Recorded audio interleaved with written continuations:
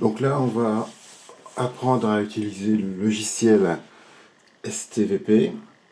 STVP, donc là, c'est notre logiciel ST Visual Develop. On le lance. Il est lancé. On est sous Windows. Donc là, on fonctionne sous Windows, j'ai bien dit. Alors c'est un 7, hein. C'est un 7 qui est installé sur un Mac avec la plateforme Parallel Desktop. Alors c'est un logiciel qui permet de faire fonctionner du logiciel type PC alors qu'on est sur un Mac.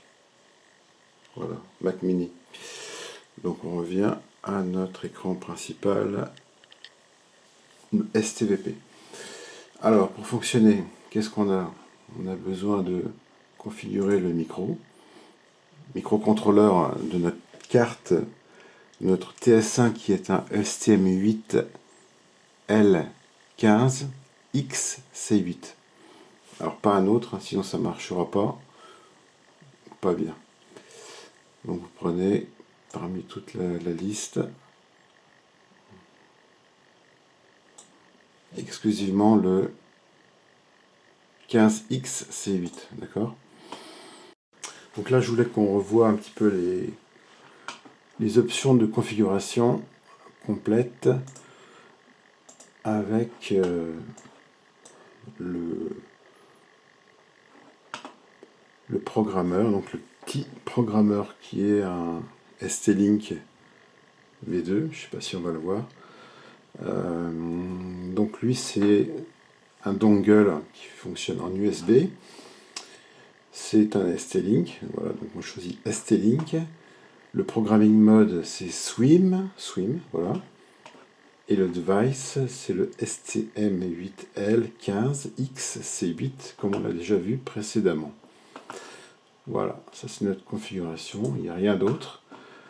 Après, on vient chercher notre code au format S19. Et après, on peut programmer ici, Current Tab. Charger si on veut, Current Tab. Donc pour relire le précédent code dans le programme. On peut vérifier, mais ça se fait automatiquement dans le programme. Donc là, on a notre programmeur. On va l'installer directement sur le Mac. Pour la petite info, moi j'utilise un câble de rallonge ici,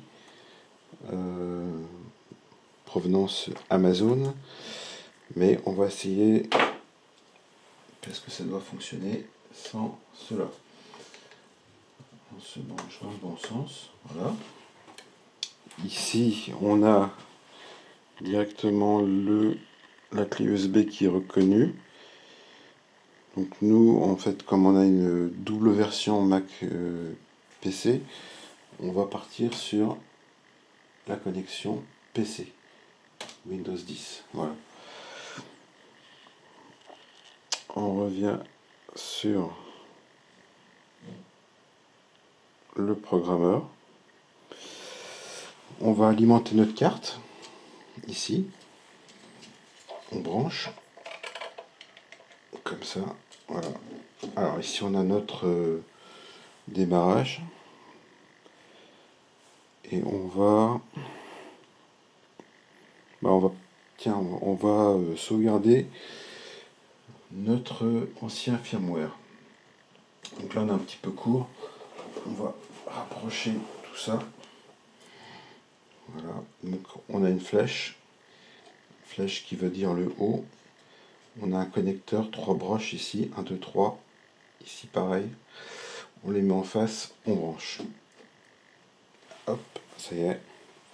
Donc ce qu'on va faire, on va choisir de recharger l'ancien firmware.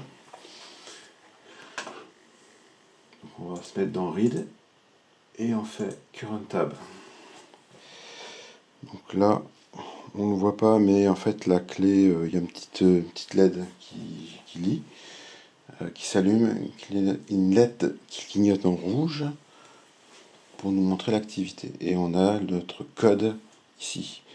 Voilà. Donc à partir de ce moment-là, on peut choisir de le sauvegarder.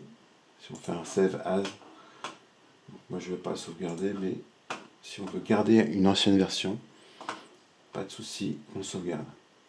Donc, ce qui nous intéresse, eh bien, c'est de reprendre notre code, dernier code. Donc là, je viens de recharger mon code, et on va faire programme, tout simplement. Et ici, il nous marque la progression, 99%. On est passé en vert. Programme memory successfully verified. Et voilà.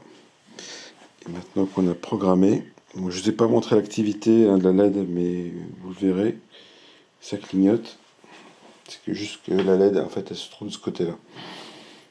Et à partir de ce moment-là, si on débranche, donc on va faire un reset.